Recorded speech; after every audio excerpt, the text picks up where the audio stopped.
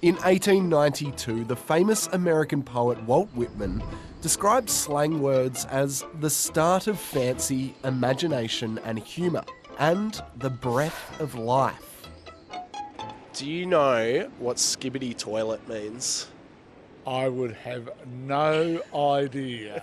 What the Sigma? Skibbity this, skibbity that. Let me cook, Prime Minister. Sigma and jawline and stuff. And it's just yaps on about skibbity toilet and stuff on Fortnite. My mum says pookie now. Would you say you have, Riz? Oh yeah, very much so. Very much so, yes. If you've been on the internet lately or just existed in the world, you would have heard some of these terms flying about. Skibbity Ohio Riddler, Sigma. And then I have a negative or I use Sigma. It's confusing sometimes because it keeps changing. You can't keep up with it, so I just go with the flow. While it seems pretty harmless, some classrooms have actually banned words like Sigma and Riz. So does the TikTokification of English actually matter? Banning words is, oh my goodness, don't even try it. Don't go there. I mean, have you read 1984? Have you read Orwell? No, just don't do it. Andrea Kalude is an associate professor of linguistics at the University of Waikato. So there's kind of two things that we think we do with language, right? At least two things. There's the content transfer, like take one idea from one brain, put it in another. That's what most people think language is for. But another very big one is, particularly for spoken language, is forming relationships and bonds. Not every interaction has the goal of actually communicating content. So even though words like skibbity and phrases like it's giving aren't communicating any groundbreaking info, they are providing clues about the people who use them. If we all just went around speaking in lingua francas and standard grammars, then it would be very hard to know who's our friend and who's not. In its most basic sense, this is what slang terms have always been about. One of the earliest forms of slang, dating back to the 1600s, is thieves' can't, which was used by criminals to communicate without anyone else, particularly the police, knowing what they were talking about. And for centuries, slang has been a way to signify that you belong to a particular subculture.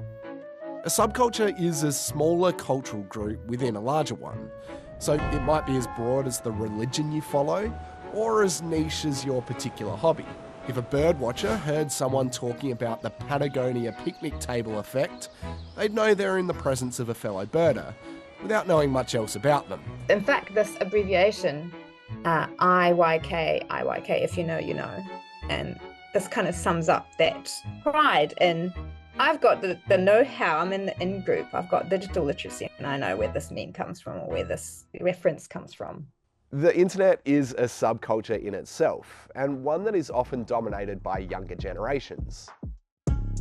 So terms that start off in tiny corners of the web, like spilling the tea and being an NPC, can spread quickly, and often find themselves being said in everyday life, much to the bemusement of the older generation. They're talking a language that I don't entirely understand. There's a bit of, I don't want the pressure to keep up. I like things the way we are. We don't like change. And then also I want to know what's going on.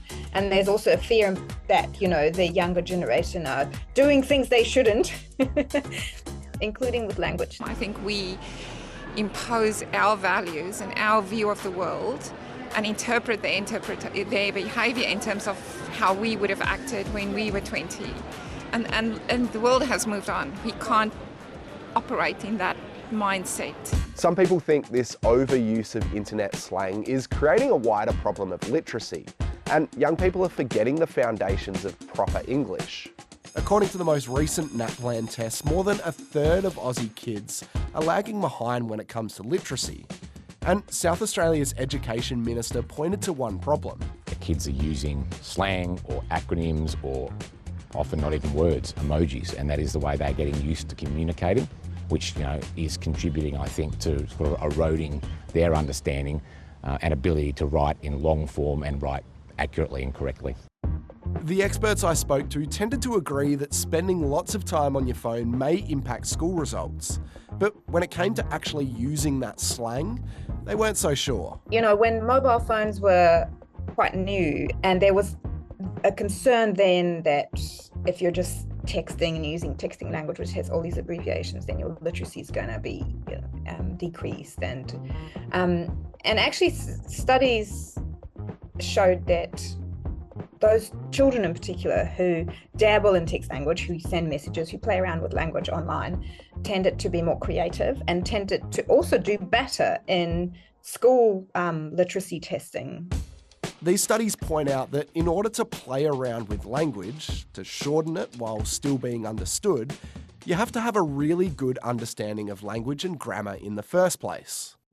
As individuals living in a society in the modern world, children are going to need to be able to go online, joke with their friends, form social bonds in the ways that young people interact and connect, so that they have that connection to the community. But at the same time, they will still need to be able to write a CV and write an exam.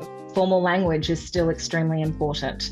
And I think the perfect example of that is the way that I'm talking to you right now is not the way that I would talk at home, or not the way that I would talk with my best friend.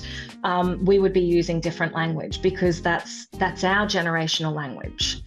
But understanding the importance of formal language is kind of the key to success. In 1893, linguist John Ganung called slang an epidemic disease. In 1941, Norman Foster said it was laziness in thought and a poverty in vocabulary. People have turned their noses up at slang for centuries. I think the biggest difference is that some of these words and terms are transient in that they are connected to trends. So it might be what you're saying this week or this month, and next month it'll move to something different, versus other generations where we have a particular language that we still use to communicate with each other, despite the fact that we're now in our 30s and 40s. But most experts agree that language will always be changing. Every generation tries to be a little bit different and put its own signature on what they do with language. And then, Gen Alpha will be appalled, I'm sure, at this future generation's practice with language and think, we never did this. I think as long as there will be humans around, we'll be playing around with language and we'll be changing it and changing the norms. And as long as we change the norms, there'll be people who are really upset about that.